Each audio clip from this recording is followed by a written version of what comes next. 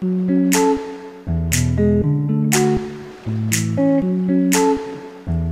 LabCom est un projet de laboratoire commun financé par l'Agence nationale de la recherche qui vise à rapprocher une entreprise et un centre de recherche autour d'un projet commun. Le LabCom Hydria rapproche l'unité de recherche Hydrosciences Montpellier, l'entreprise Synapse, afin d'aider l'entreprise à monter en compétences autour d'un projet de recherche commun sur l'intelligence artificielle appliquée à la prévision des crues.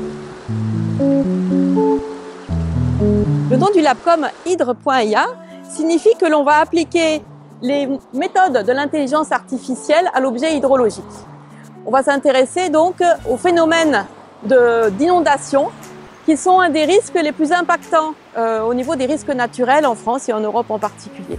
Ces risques causent assez fréquemment des décès, ce qui est très regrettable, des décès qui se comptent par dizaines lorsqu'on a des épisodes importants. Comme dans l'Aude en 1999, dans le Gard en 2002, dont on a ici le repère de crue. On voit la hauteur qui est bien plus élevée que moi. Par exemple, dans le Var en 2010 ou plus récemment à la frontière italienne dans la vallée de la Roya. En plus de ces décès, il y a aussi des coûts matériels qui sont extrêmement importants. En 2002, dans le Gard, il y avait plus d'1 milliard d'euros de dégâts. À la Roya, ils ne sont pas encore complètement définitifs. Et on peut chiffrer qu'au niveau de l'Europe, par année, ces coûts à 5,5 milliards d'euros. Avec le changement climatique, à l'horizon 2080, on estime qu'il y aura 60 à 80 milliards par an de dégâts dus aux inondations sur l'Europe.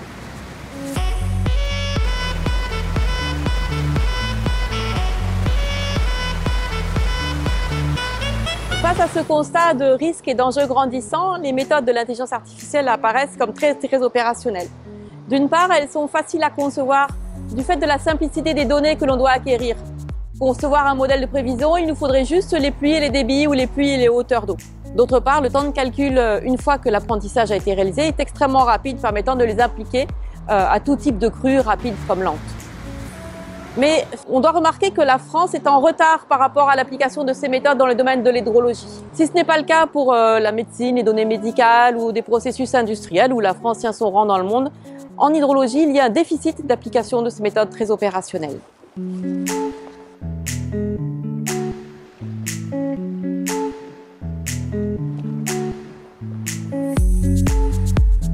Alors les objectifs du LabCom vont être, comme nous l'avons vu, nous avons des difficultés par rapport à l'acceptation des usagers des prévisions hydrologiques par rapport aux méthodes de l'intelligence artificielle. Donc le premier objectif va être de lever ce verrou.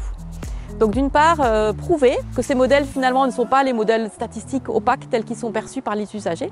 Et d'autre part, il y a une autre difficulté qui est pour la recherche d'arriver à développer des modèles réellement opérationnels parce qu'il est difficile quand on est dans son labo de se mettre complètement à la place de la personne qui est en charge des prévisions et de ces difficultés, donc de rapprocher ces deux communautés pour qu'elles puissent mieux discuter ensemble et prendre leurs besoins respectifs. Pour cela, alors nous avons envisagé une feuille de route qui va se développer selon 4 axes. Nous allons réaliser un démonstrateur des prévisions de crues. Donc nous allons concevoir des modèles pour certains usagers qui sont déjà clients de Synapse. Et ensuite, nous allons appliquer une méthodologie qu'on a développée qui permet d'extraire de l'information de ce modèle.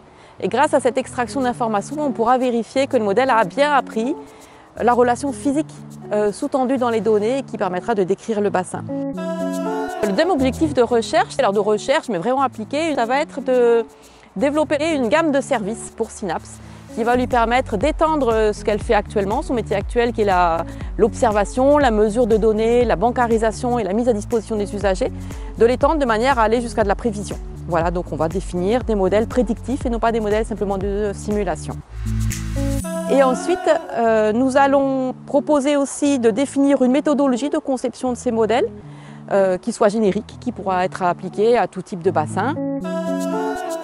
Et enfin, pour terminer, il va falloir, pour vraiment confirmer l'intérêt des prévisions qu'on peut faire, dépasser la prévision au-delà du simple horizon qui correspond au temps de concentration. Alors, le temps de réponse ou temps de concentration, c'est finalement le temps que l'eau met à arriver jusqu'à l'endroit où se situent les enjeux, les villes ou autres.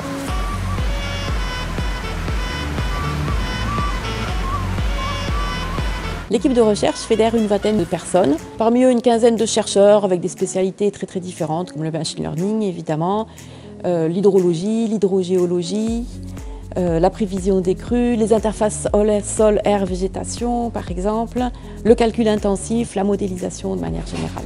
Côté entreprise, eh bien, il y a des ingénieurs qui vont être spécialistes en code informatique, en déploiement de solutions, en système et réseau. Nous allons aussi, dans le cadre du projet, embaucher des jeunes chercheurs 3 qui sont déjà diplômés, qui travailleront chez Synapse ou dans le laboratoire commun, enfin tous sont dans le laboratoire commun, sur des projets spécifiques de recherche, et puis 2 jeunes ingénieurs en thèse.